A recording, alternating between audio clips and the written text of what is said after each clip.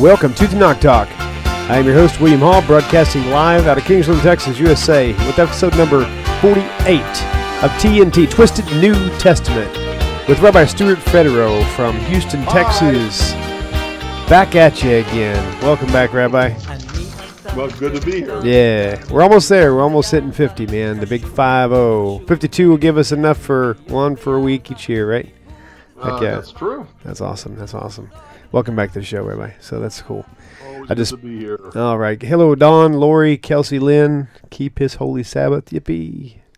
That's great. How did they get up there so fast? I'm still waiting for it to kick in. Yeah. I was going to say something funny, but I don't know what to say. Anyway, I'm climbing out of that big deep hole though of the flu well, if you will. Man, that has been torture. Almost out. But anyway, so I was too lazy to drop the green screen again today. So yeah, I can just look at my beautiful cat in the background. That's Patches. That's we got Patches. How long ago? A week ago. It's the strangest cat. It's like really massive bone structure, and it's like he doesn't shed. I don't get it. It's like you pet him, it might get one or two hairs, and then it's like even when you comb him with a cat comb or whatever you call it, you know, and it's like no. You can't fool me. Really? Catcomb is where they used to bury people way deep in the catacomb. That's funny. Oh, man, that's funny. Okay, cool. Okay, so just for the light of things, first of all, I'll start off by saying thank you. I want to say something specifically on air to a really interesting person, R.M. Perez, Reina. She insisted that I put a post up on Facebook on the YouTube page and it was something that she wrote though, and so I put it up, and it was about a fundraising thing for the building, and I told her, I says, people don't like talking about money, you know, and I said, well, we'll try, you know, let's do it and happen. We did it once before, but it's like only one person even responded, and I was like, it's like shoot, and you turn and just hopefully you don't see what happens when it's over. But I was very humbly surprised that there's been a huge response rate on this post. And I just want to say, Raina, thank you. That's just that's the most amazing thing. The way this thing has perspired, it's just been wonderful. It was and I really appreciate all you guys who responded to it. Also, it's very touching and lets me know that we're not out here alone. And it's not only touching, and it's not only that you're not out here alone. It's a very necessary, important function that you do, and therefore I sincerely hope they all give and give and give and give and give. Like you do. You're a good man. Yeah, you should post it up regularly. I know. No, I can't do that. You know, it's not about the money. Yeah, it is. Right. Otherwise, ein kemach, ein Torah. If there's no bread, no wheat, then there's no Torah. Well, you know, you still got to get bills paid and still got to, you know. That's awesome. That has to come first. Ein kemach, ein Torah. Thank you. So. That's amazing. Anyway, okay. Focus time.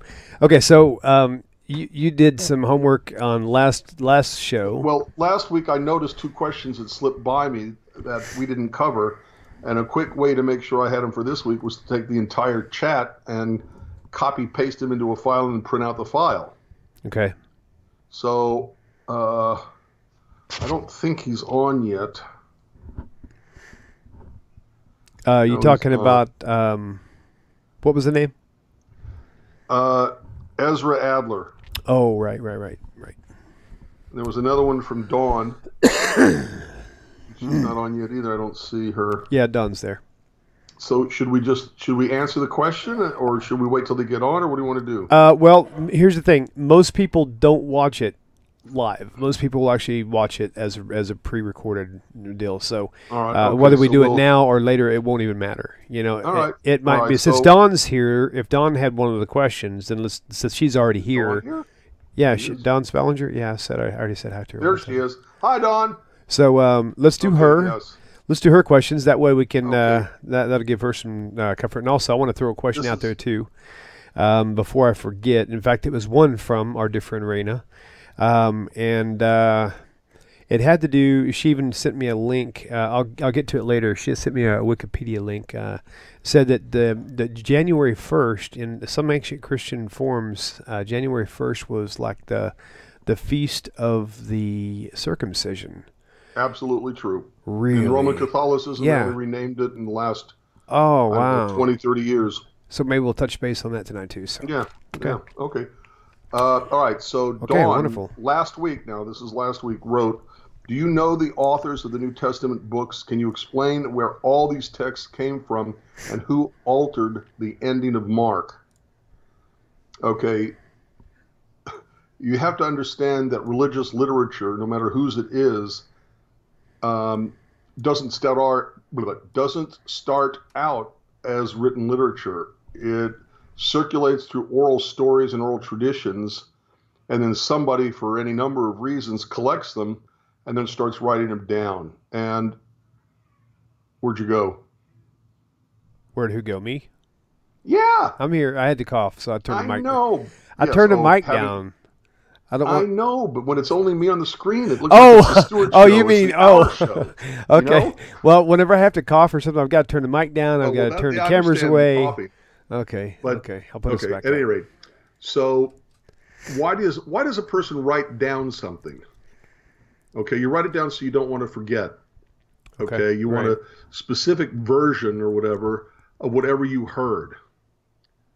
Another reason why you write something down is because if I write something down and I, give out copies to people, handmade, okay, then it's pretty hard for William Hall to come along and write his version that contradicts my version, because my version becomes the version that everybody knows, Right. since I gave them copies. So once you get a written version out there, it becomes hard to change and hard to add things to.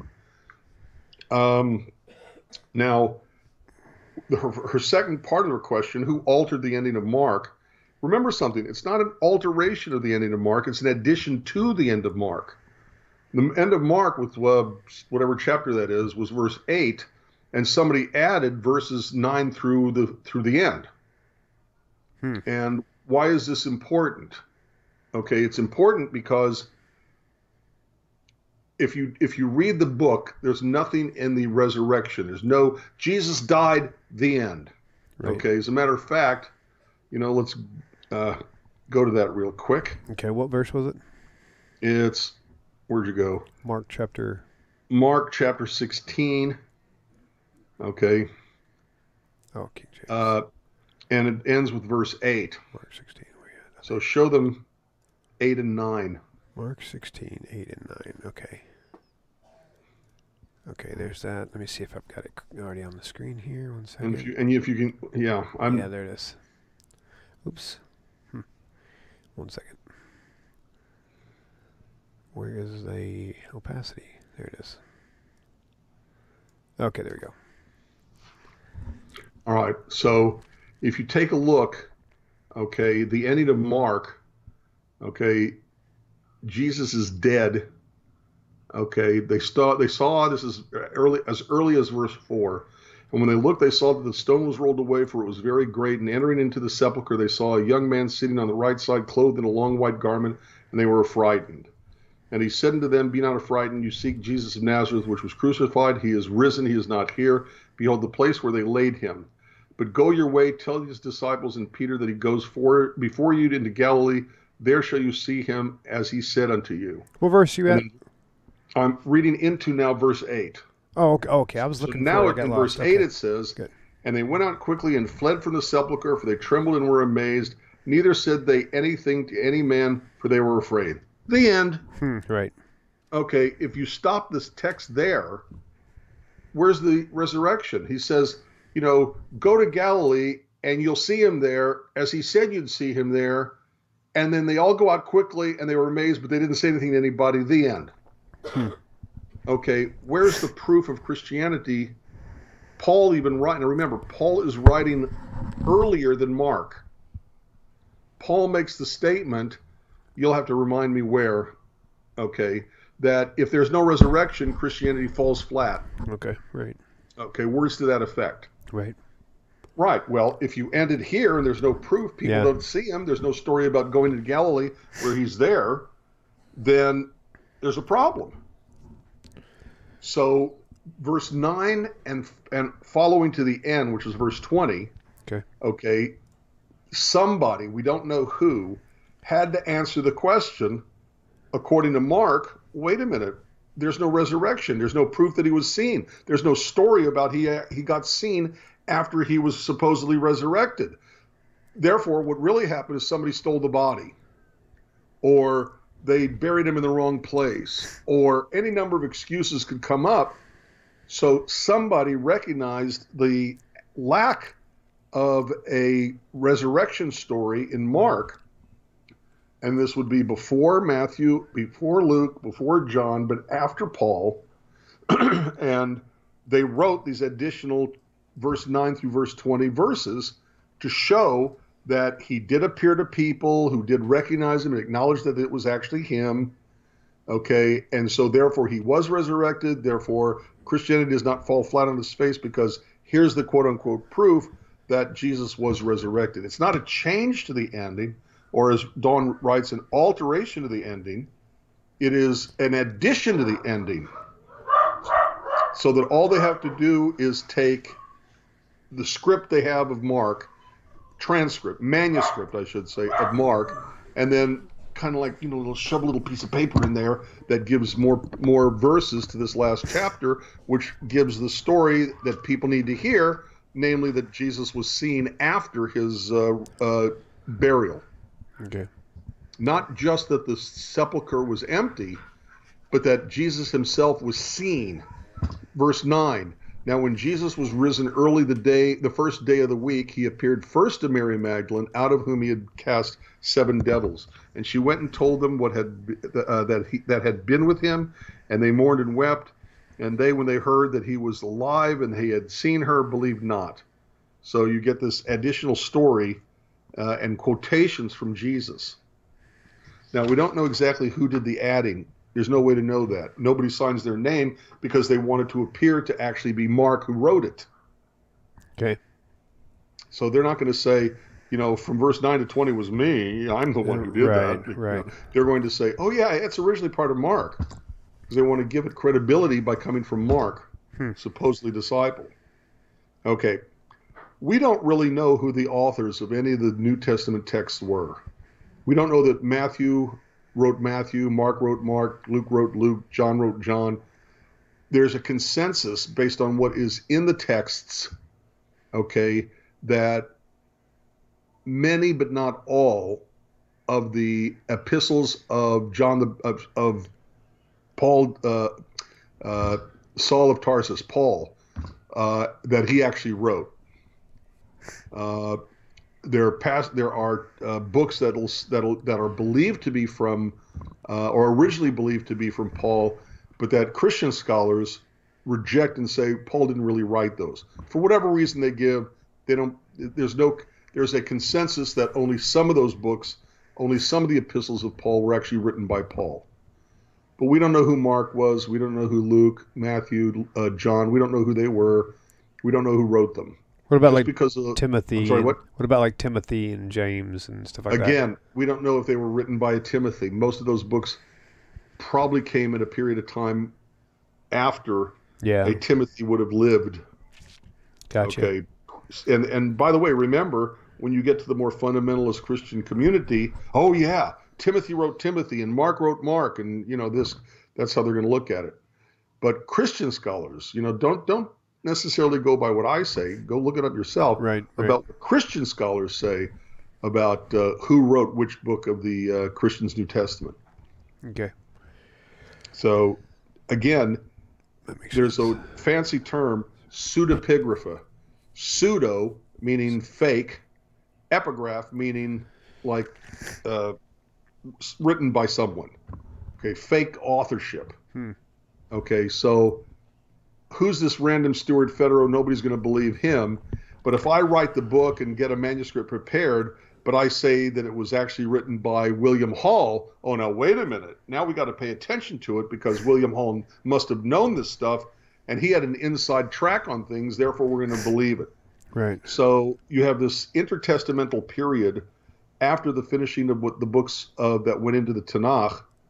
You have books that were rejected. They're called the Apocrypha. Who are they rejected by? They're rejected by the Jews. The Jews are the ones who decided what would go into the Tanakh.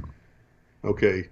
The scholars and whatever, the Second Temple period, decided what would go into the into what we call the Bible, and have been calling the Bible since 300 years before Jesus was even born, in the Greek period. Michael they were Faircloth. rejected for a number of reasons, but a lot of them were pseudepigraphic, as the saying goes. So, Book of Enoch. Well, Enoch, predates Noah. Okay. I think that's right. I'll have to check. Okay. I get my chronologies mixed up. Okay. Right. But he certainly would have predated Abraham. So I'm not going to say that Stuart Federow wrote this. I'm going to say that Enoch wrote it because the biblical text says that Enoch walked with God and never said he died. So he was privy to all this inside information about how heaven works. So I'll say it came from him, not me. So you get these pseudepigraphic works, fake authorship.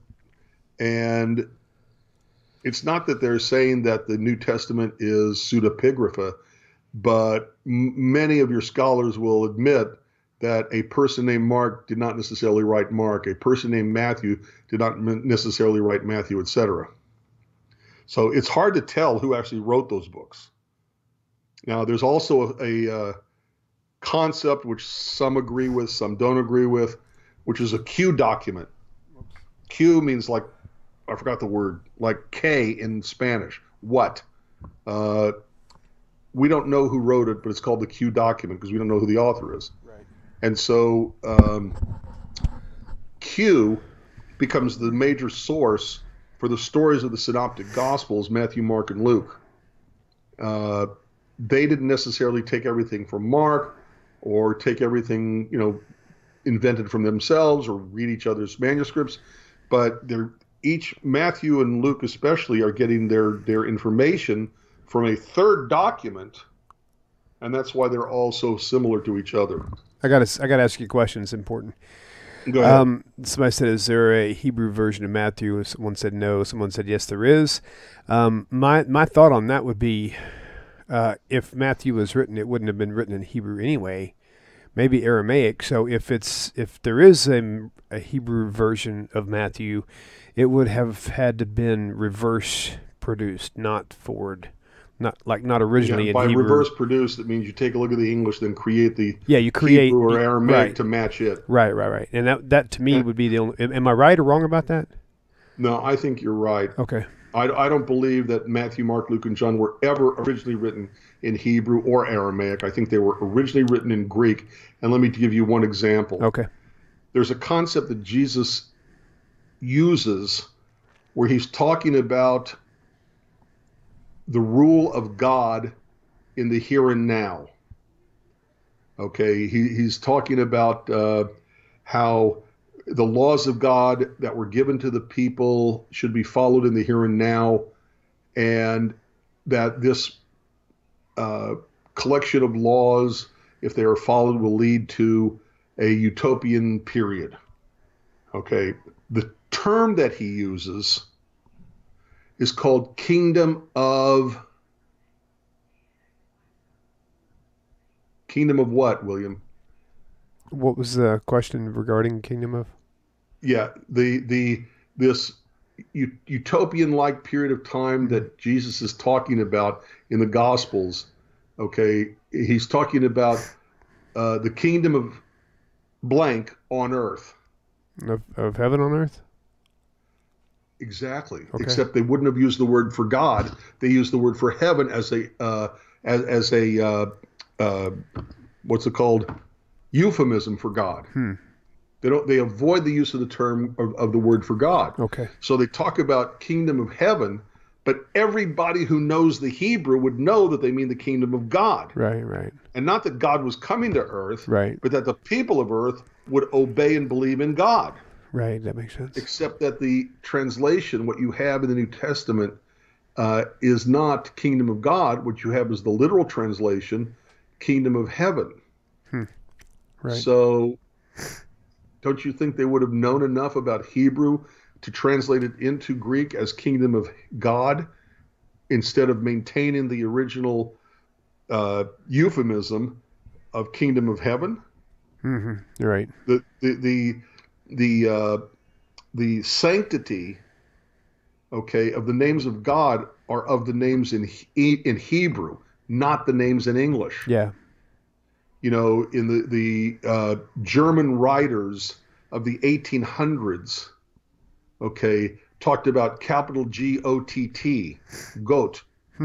Okay, but they didn't do capital G-T-T. Right, right. That's a very Western American thing because of the spillover of respect for the name of God in Hebrew into the name of God in English. Okay, but when you're 2,000 years ago and you're writing Hebrew, okay, I'm sorry, when you're writing Greek, okay, if you know the Hebrew, you know that kingdom of heaven means kingdom of God.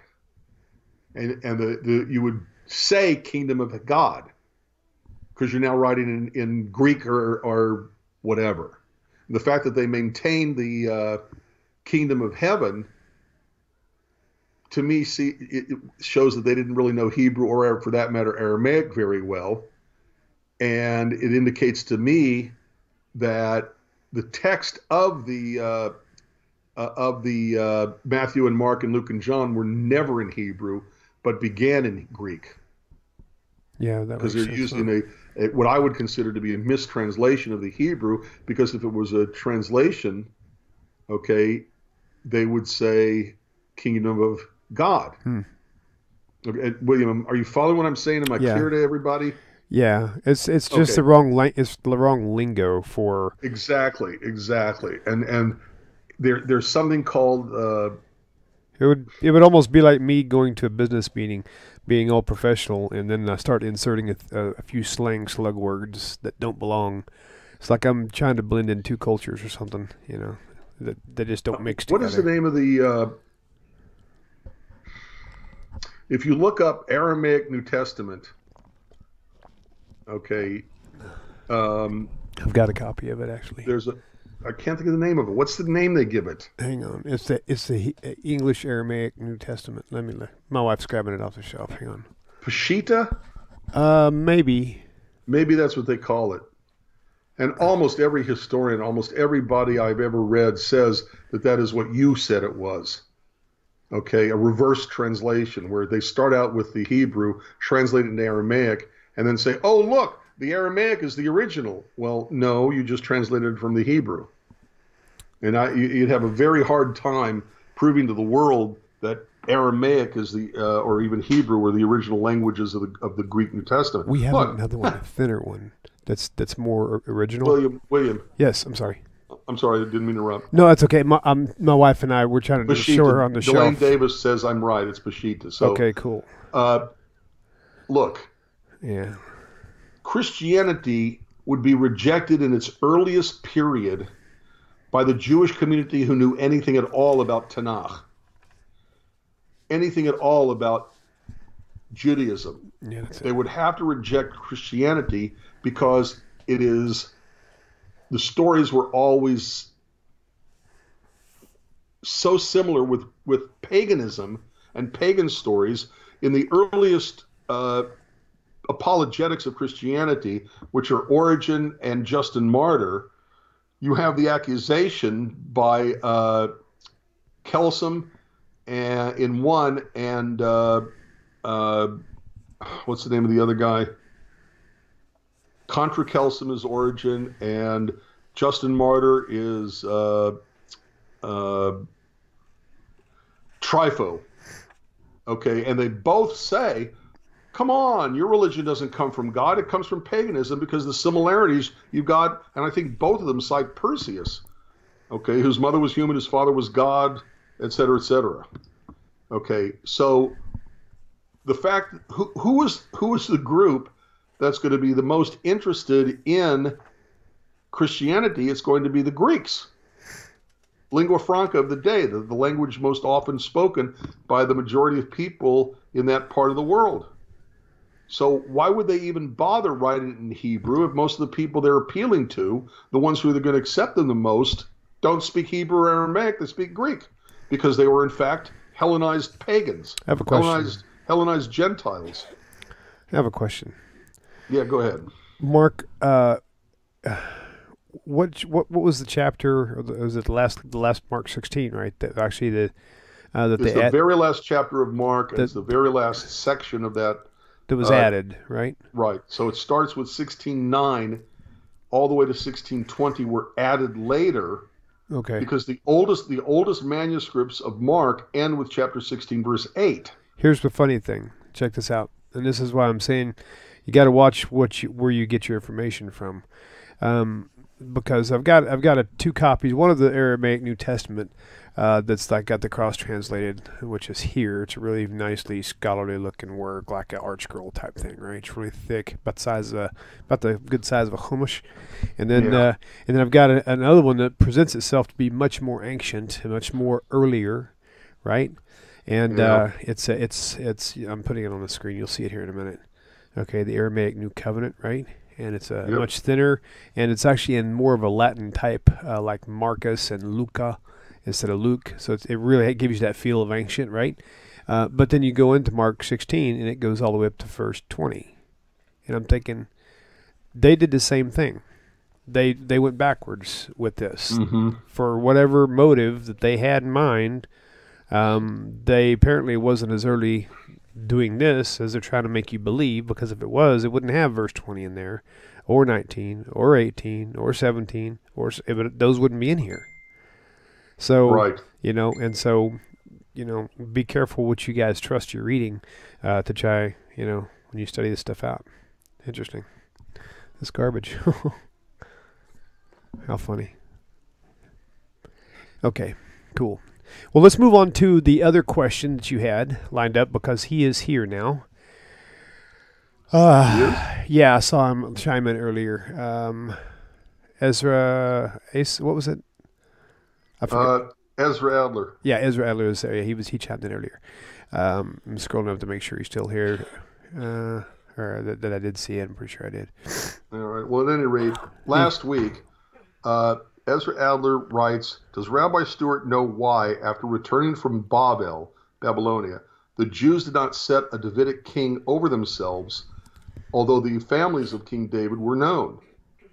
Okay, Ezra, think about the history of the day. The last king to sit on the throne of King David and rule over the promised land as a sovereign ruler, absolute ruler, was Zedekiah at the first destruction of the temple in 586 BCE.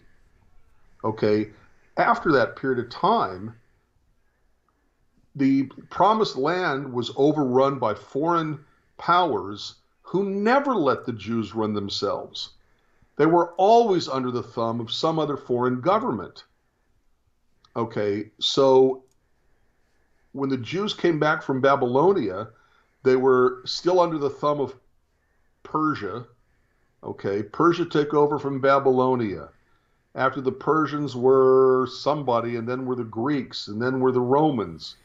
I'm missing somebody. Persians, whatever. The point is that who? I was just thinking Assyrians, and then the Greeks, the Persians. Syrians. The point is that the Jewish community never had a sovereign ruler over the land, the promised land, after Zedekiah until today, and they weren't the absolute rulers of their own land until 1948. Up until then, the Jews were always under the thumb. You had the Ottoman Empire, 600 and whatever to 1948. You had, or not technically not 1948, it was technically after World War I. Okay, but they didn't run anything until 1948 when they got their own independence. So what happened Okay, we said this earlier, and I hope you listened to it if you didn't hear it, and that is Jesus was proclaiming the kingdom of God on earth, the kingdom of heaven. Okay, that was a quick way to get yourself crucified. Remember, Rome kept crucifixion for its dissidents, for the people trying to overthrow the Roman government. It was the cruelest form of killing somebody. And they reserved uh, uh, crucifixion for the dissidents, for the people trying to overthrow the Roman government. So if you look at what happened under the Greeks, okay, the Jews, they said to Antiochus of Syria, you know, yes, we'll obey your laws, we're part of you, but we're not going to follow your pagan god of Zeus. He's not a god. And Antiochus took that as a personal rebellion against him and started the oppression of the Jews. There's other political intrigue going on, but that's basically a hell of a lot of it. Okay, who am I missing? I can't think. But historically, if the Jews had elected, and not elected, that's like a modern term, if they had put on a throne over the promised land a descendant of King David to be the absolute sovereign ruler, the Davidic king, whatever country was ruling the land at the time would have seen that as a rebellion. What was in the New Testament? Okay. What's the sign put above Jesus's cross? The Eloi lama sabachthani. Is that the one you're talking about? No. The sign that the Romans. Hear something, King of the Jews, right? Jesus, whatever, King of the Jews. Yeah. Okay, what in the text of the New Testament? What was that sign called? It was called the accusation. Oh, right.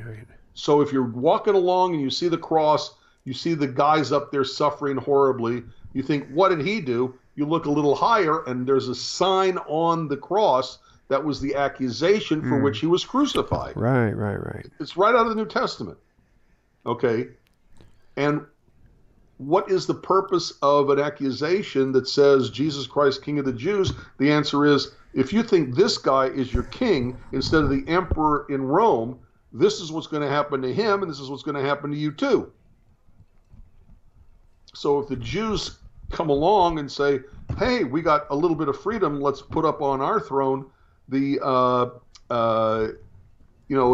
descendant of King David to reestablish the Davidic throne, to be the sovereign ruler, you're dead. Right. So, okay, so Adler, I hope you understand what I'm saying. I don't necessarily think I explain things well, but it had gotten you killed if they'd have done that. Shalom, Julie. Shalom, Delaney. Hey, Michael. Good to see you guys too. Michael, Mitzvah I'm glad Golem, to hear what Matthew you said, X. that you're following my advice.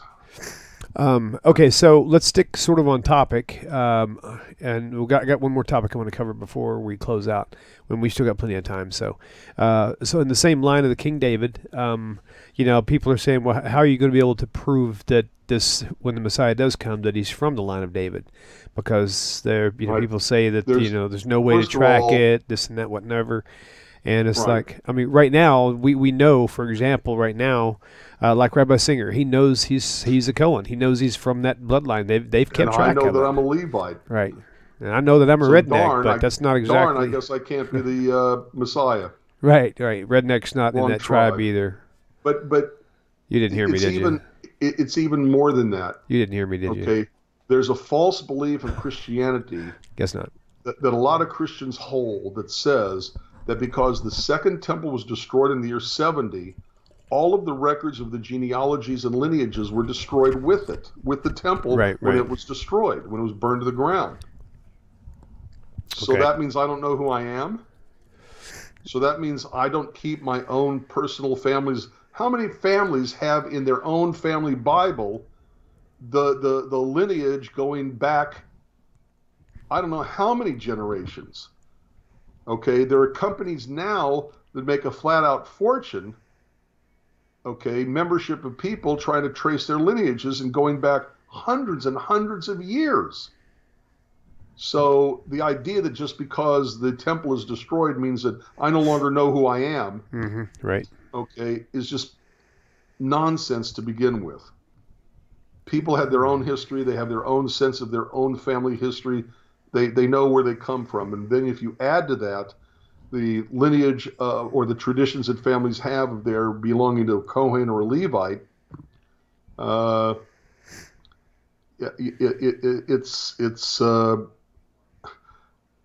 it's just nonsense. Look, and take a statistical look, okay? We know from we know from Second Chronicles, okay, that even before, during, and after the destruction of the Northern Kingdom, all of the various tribes were represented in the country known as Judah. Okay, that's why when we say the Jews, it doesn't mean only those who are from the tribe of Judah. It means those whose ancestors lived in the country called Judah. Okay. Which comprised of people from all of the 12 tribes, or 11 tribes and 2 half tribes. Okay, however we want to count that. Okay, the point is that the northern tribes were very much, decimated. We're not talking about a lot of people in the northern tribes, and that means that the southern kingdom statistically would have the most amount of people from those tribes, which were Benjamin and, in fact, Judah. Okay, the tribes of Judah, not the country of Judah now. So that just means on a statistical basis, most of the people who are today, if they're not a Kohen and not a Levite, then the high percentage likelihood of them would be of the tribe of Judah. Because they were the majority of those who were left. They just weren't the only ones left. All 12 tribes were represented in the country called Judah, according to Second Chronicles. So the whole idea that, a person doesn't know their background, doesn't know who they are, how will we know? Look, what's the main thing of what they're supposed to do? It's not who they are, it's what they do. It's the utopian ideal. It's all the laundry list of things that the real Messiah is going to do when the real Messiah comes. One of which is a characteristic of the man himself, that he'll be able to trace his lineage back to King David. Look, if somebody comes along and he does, I don't know how many dozens of things there are, 3 dozen, let's say, things that the real Messiah will do when the real Messiah comes. If he does all of those things that the Messiah is supposed to do when the Messiah comes, I think people will be pretty happy and they'll say, hey, this guy must be the Messiah. Right. Okay. Resurrection of the dead, absence of famine, universal recognition that our God is God. 10 men from every language will take the skirt of a Jew and say, I've heard that God is with you. I'm going with you. Okay. Right. That means they either become ethical monotheists along the lines of what Judaism holds monotheism to be, or they fully convert to Judaism. Okay. When all the things that the real Messiah is supposed to do start happening, pretty much we'll know it, because it's something that happens that we're supposed to be able to perceive with our own senses. We'll see it, hear it, smell it. What am I missing? Taste it. Hear it. Yeah. Okay, we'll know. Our own senses will not be able to deny what they experience. Yep. It's funny that the Christian concept of what the Messiah is and does can only be taken on faith. Well, the Messiah is supposed to be born in Bethlehem. Really? Show me a birth certificate. Well, the New Testament says so, and I have faith in it. That's not a proof. That's faith. That's not proof. The Messiah in Judaism, everything that the Messiah is supposed to do Jewishly, in the Jewish definition, will be able to be understood and perceived through the 5 natural senses of every human being on earth. Believe me, if somebody comes along and does that, I'll be more concerned with that than I will if he can trace his lineage back to King David through King Solomon without going through Jehoiakim, Jeconiah, or Shealtiel, okay, and not through, what's his name? Nathan, the brother of Solomon, right, instead of Solomon himself, as Luke has. So it's an issue created by the Christian missionaries that just does not, like most of it, doesn't hold any water. Right. Okay. Okay, we're going to make this shift now. The next question I'm going to bring up is regarding New Year's Day. In our calendar, right? And so Right. again, this is coming from Raina Perez, a dear friend, and she sent me a link from Wikipedia, and Right. I'd never seen that before, and it said it was it actually originated January 1st, actually originated as the Feast of the Circumcision. Absolutely. Could you explain a little bit about that and kind of just go Yes. into Okay. The Bible in Genesis 12. Give me a second.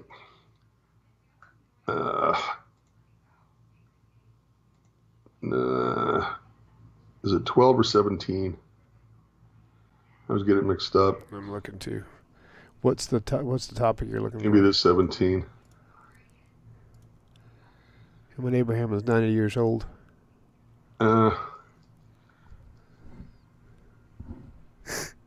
Here it is. It's 17:10. Okay. Okay. And God said unto Abraham, you shall keep my covenant, therefore, you and your seed after you and their generations. This is my covenant which you shall keep between me and you and your seed after you. Every male child among you shall be circumcised. And you shall circumcise the flesh of your foreskin. It shall be a token of the covenant between you and me. And he that is 8 days old shall be circumcised among you. Now, you have to understand how Jews count days. Okay. Okay. Let's say a child is born on a Monday, as you have the 25th day of the month of December this year. Fell on a Monday this year, correct? Right. So, let me make sure I can see myself properly in the... Hello. Okay. So, you've got... born on a Monday. In Judaism, Monday counts as one. Tuesday, Wednesday, Thursday, Friday, Saturday, Sunday. Monday is the 8th day. Right? Gotcha. 25, 26, 27, 28, 29, 30, 31, 1. Gotcha. Okay. Yeah. So the 8th day, by the way, Jews count days, in other words, the day of the birth is the day upon which the circumcision will take place of the following week. You're born on a Tuesday. Let's say you're born on a Monday night after sundown. Monday night is Tuesday. Tuesday, Wednesday, Thursday, Friday, Saturday, Sunday, Monday, Tuesday. Okay? So, by the way, isn't it interesting that by making it the 8th day, you're ensuring that the child survives through a Sabbath. Right. So that's really what that's all about. Gotcha. And in the earliest days of the Catholic Church, the Feast of the Circumcision was January 1st because it was the 8th day as Jews count, which would have been the day upon which Jesus would have been circumcised as a nice, good Jewish boy from a nice Jewish family. Interesting. Cool. Did you see any more questions up there? I'm gonna. I hate to say this, but I've been talking. I kind of scanned them a little bit. I just opened the phone lines, by the way. We got about 15 minutes noticed. left. Yeah, not a single phone call came in. Yeah, I didn't log in because I was being selfish. We had those questions. I was really wanting them to get answered. So the phone lines are actually open now, guys. So if you guys want to call in and say hi, or if you got a question you want to pitch at us, that would be really cool, man. Phone numbers on your screen, 855-95-BIBLE. 952-4253. That's the number. And no, we do not sell life insurance. But if you keep calling, you're going to need to, though. You'll need to buy some. I'm just kidding. Yeah. Medicaid, Medishare, that's what it was, right? Yeah.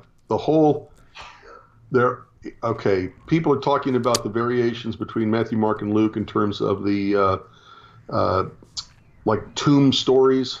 Okay. Okay. Yeah. Who was there? The two women or one woman and no women and. Right. The, title given for the period of time, the name given for the period of time from Jesus's trial through his death and the subsequent supposed resurrection is called the Passion Narrative. Okay, right. And the Passion Narrative has a minimum of 31 contradictions between the 4 Gospels and the book of Acts. It's just, in a very short space of time, you have an enormous number of variations between the Gospels. They don't agree with each other, and they don't agree in, well, it was dark, it might have been a blue car, but somebody thought it was a black car. No, we're talking where you can't excuse both. Blatant. It's either one or the other, not both. Yeah, blatant contradictions. So, yeah, and I thought you and I did a video on this a couple of years ago. Yeah. About the Passover story, you know, the whole Easter story being so mixed up. Right. Yeah, and contradictory to each other. It's a good like one. That. If you guys haven't seen that one, you're missing. You should go back and I'll see if I can. I don't know. I'll have to try to find it. When we get closer to Passover, we'll do it again. Yeah, that'll be good. We'll pull it out again for sure. Let's see. Right on. I'm not watching. Let's see. There we go. Somebody asked earlier, I don't know if you saw it, but who wrote Hebrews, the book of Hebrews? Again, what's the line? There's a line about Hebrews. An epistle to the Hebrews was not an epistle. It was not a letter. It was not to the Hebrews. And there's one other thing it's not. Really? Wasn't to the Hebrews? Yeah, I can't remember. I'm sorry, what? It was not to the Hebrews? It was not written for the Hebrews. It was it was not written for Jews to read. Wow. It may have been appearing to be to the Jews. Okay. Like I give a speech to you, but it's really your family that I want to hear it. Right. Okay, something like that. Okay. Let's see. Oh yeah, keep his holy Sabbath. Who wrote Hebrews?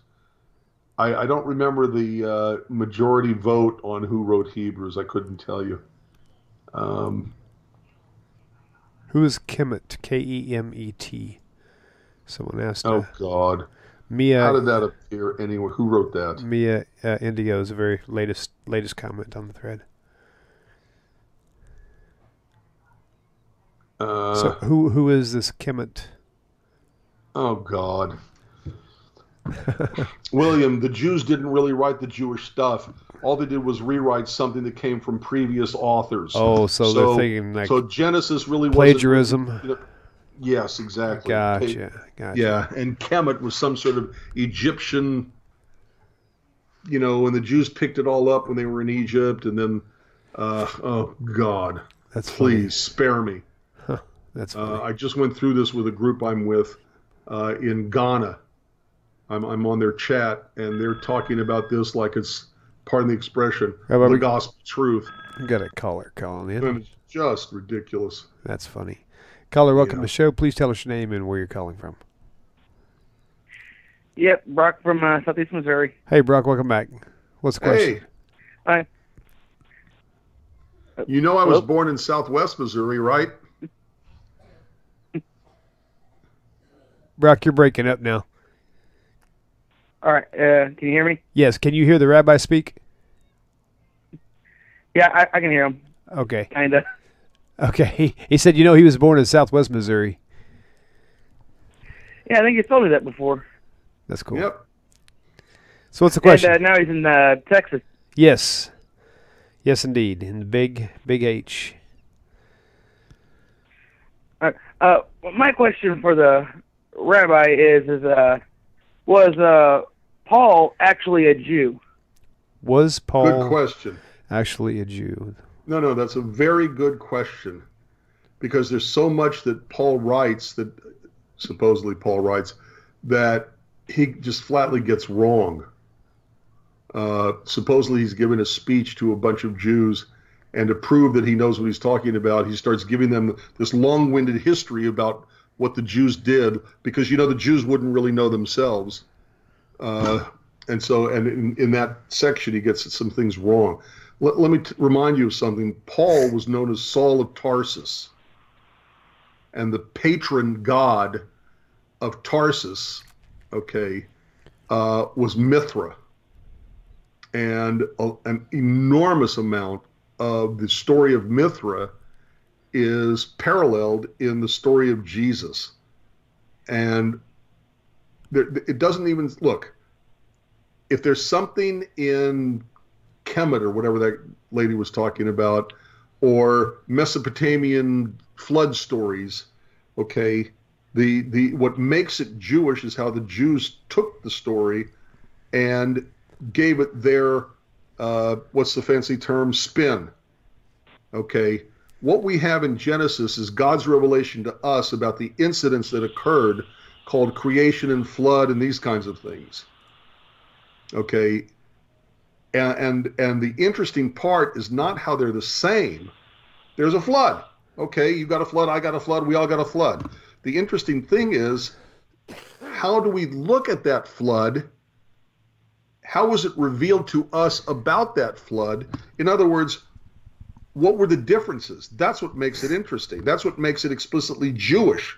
That our God says, Noah didn't have an oarsman. He was alone in terms of the running of the boat, and God really was the captain because it didn't have an oarsman and it didn't have an oar, and it was more of the shape of a great big shoebox. Okay, so it's the things that make it our own, the differences that are the interesting part, not the similarities. Okay, so okay, so wait, so give me his question again. How did he word it? Okay, he's still on the phone. Go ahead and, Brock, tell the question again. What's my question again? Yes, place your question again. Was Paul actually Jewish? Oh, yeah. Well, yes, exactly. Yeah. Okay. So the point I was trying to make, which I actually forgot, old man brain, times two, is that the things that Paul wrote about Jesus there's no twist, there's no spin, it is so parallel to what the Tarsus people wrote about their patron god of Mithra, that you wonder whether or not he ever knew anything at all about Judaism or the Jewish community or the Jewish history. Right. And there's no way to prove anything about anybody in the New Testament. Okay, and yeah, okay, a fair amount you could say the same thing about the Tanakh as well. Okay, some of it I guess you have to take on faith. Okay, if you go to the 1450s BCE, there's writings about how crazy Egypt was becoming because, the water turned to blood and there was frogs everywhere, and then there were pestilence. And you read this stuff, and from Egyptian writers in 1450 BCE, and it's clearly he's talking about what happened in the Bible. Okay.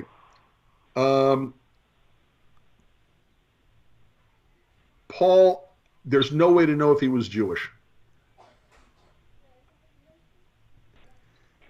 He is so ensconced in Hellenism and in Greek culture and Greek mythology and the mythology of the Mediterranean that anybody who was coming from a Gentile Hellenization place could learn what little he knew about the Judaism and the Jewish people in a very short period of time, and then couch his Mithraism, okay, in a, to his time, modern period. So my answer is, I sincerely doubt that Paul was Jewish. Right. Okay, and when he starts talking about a student of Gamaliel and all this stuff, what's the proof? And if he's supposed to be a scholar of one of the most important rabbis, Gamaliel the First, it would have to have been. Okay, why does he make the mistakes he makes? And when he's, I wish I could remember the exact chapter and verse. And if I had my Bible, which has, because I left it in the car, not cool, sorry. And again, I wish I were like Tovia or Michael on this, because, man, they can just, like this. Right. But he's giving this long-winded history to win the Jews over to him, and he's making mistakes in the history. So if he's that much of a scholar that he studied with Gamaliel, okay, and it'd have to be Gamaliel the first, why is he making these mistakes? Oh, really? So I can't tell you that, yes, I believe he was even Jewish. I don't believe he was even Jewish. I could be wrong, but still. So when you ask me if he's Jewish, in my opinion, let me put it this way. All I can say is I don't believe so. Some would say so. Brock, thanks for calling in, buddy. I do have a quick question for you, Will. Yes, sir. Go ahead. How much for that first month? Say that one more time. How much again for that first month of Medicare? Take care, brother. Love you, man. Shalom, shalom. That's funny. Good deal. Is this the place where I get that health insurance policy? That's great. I love it. I should answer one day, say yes, and just lead them on. That'd be mean. That would be mean. Well, I'll tell you what. It's been a full hour, almost 3 minutes shy. I hate to hang up early, though. I guess we won't get to hang up early, actually. I was just about to say, we're not getting calls. You may as well hang up early. Looks like we're going to run a little late. Hey, welcome to the show. Please tell us your name and where you're calling from. Hi, this is Josh calling from Los Angeles. Hey, Josh, welcome to the show. What's the question for... Happy New Year to both of you guys. Hey, happy, healthy, prosperous, successful, new secular year of 2000 and high. Thank you very much. What's the question for Rabbi? Thank you. Well, the secular New Year. Yes, secular New Year. Yes, very good. Now, I kind of wanted to ask you guys, and this sort of relates a little bit to what you guys are just talking about, but what's your take on, because I've seen a documentary on YouTube about this as well, the whole theory of Christianity as a whole all being some fabrication of the Romans. Right.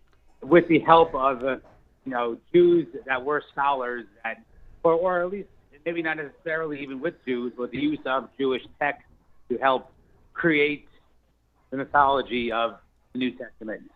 I love that view, and it's for multiple reasons. Because the show on YouTube that's called Caesar's Messiah, you may have seen it, or you're probably referring to it or about it. And there is just so many compelling things that they said that you don't prove right or wrong. It just really makes you think. But that's the problem, William.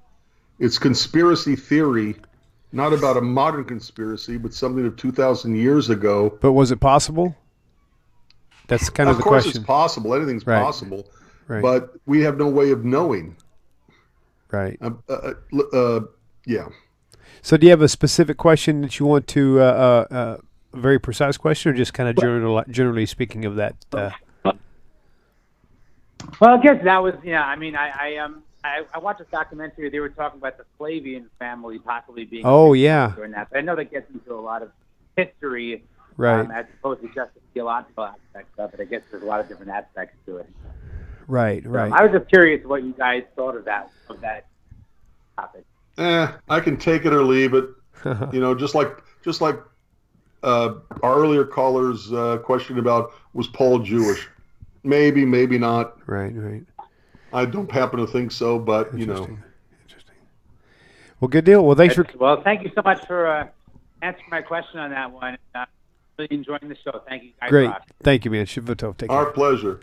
Shalom. By the way, I want to. Yeah. Lori Cash asked why I say 2000 and Chai. It's because Chai is 18, and like the way I usually explain it is like if A is 1, B is 2, and C is 3, then a cab, like a taxi, CAB, is a numerical value of 6. Right. C is 3, A is 1, B is 2. That's good. So cab, using English, and A is 1, B is 2, C is 3, D is 4, whatever, okay, has the numerical value of 6.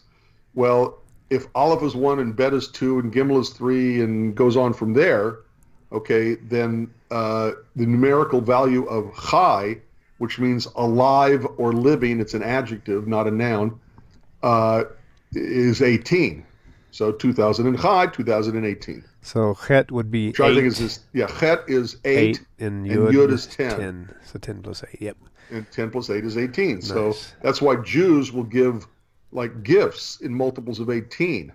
18 or $36 or $54. Not 50, but 54. Why? Because 18 times 3 is 54. Okay. So it's a multiple of 18 as a way of saying I'm giving you life. That's neat. Yeah. Cool. Love it. Yep.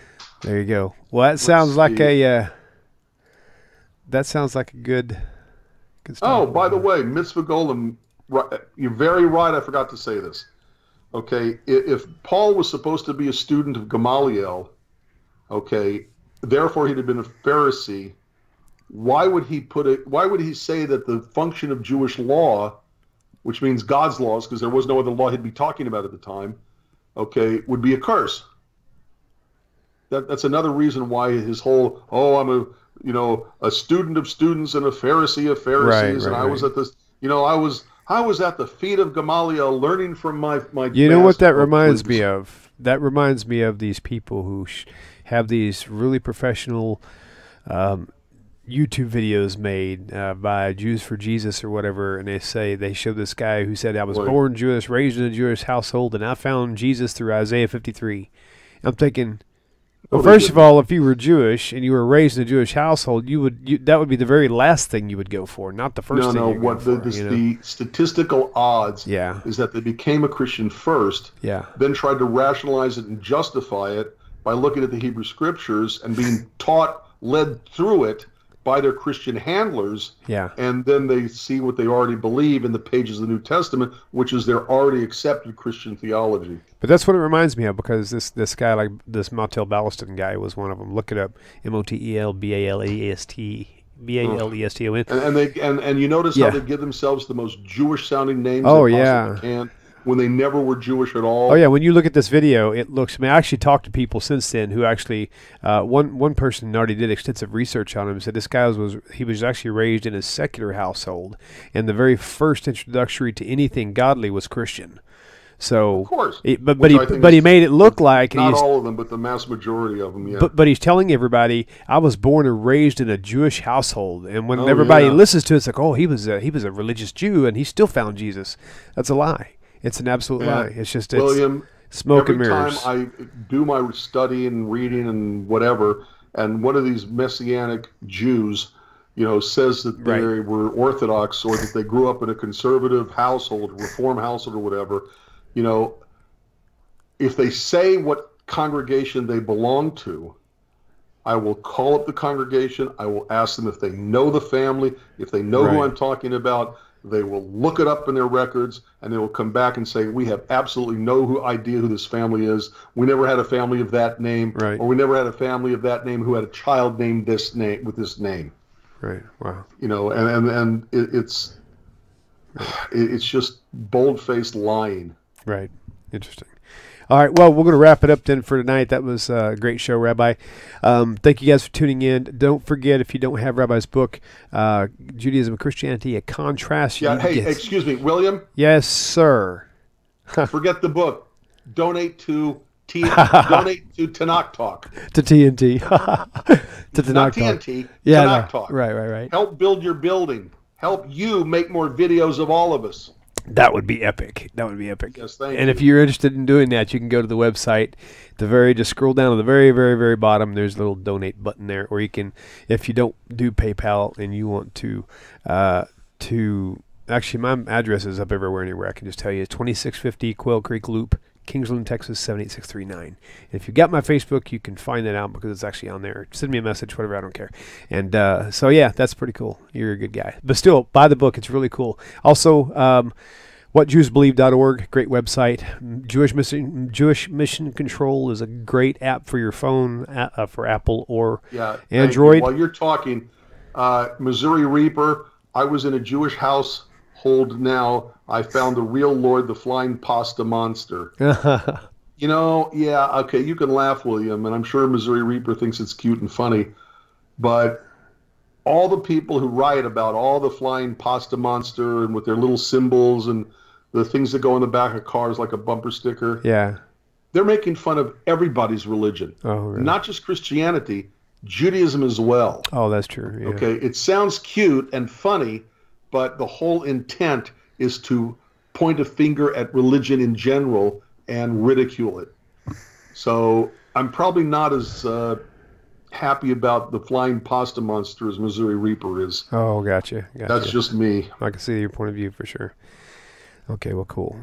All right, well, thanks again, Rabbi, and thank you all for tuning in. It's good to see so many of you out there. And again, happy, healthy, prosperous, successful new secular year of 2000 and high. Hi. Shalom, shalom. Take care, Rabbi. Shalom, everybody. It's good to see you guys.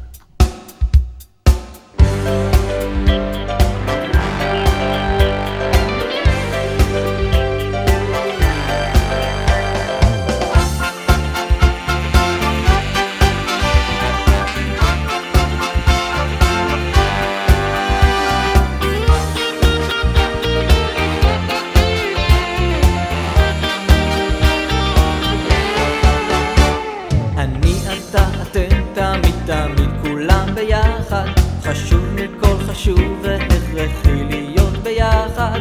איפוק זו העוצמה, ויתור זו הגדולה, השאיפה והכמיהה. אני אתה אתם תמיד כולם ביחד, חשוב מכל חשוב והכרחי להיות ביחד. איפוק זו העוצמה, ויתור זו הגדולה, השאיפה והכמיהה. חושבים דוברים לוחשים בכל האופנים, זה טבעם של אנשים שונים. נזכור בסוף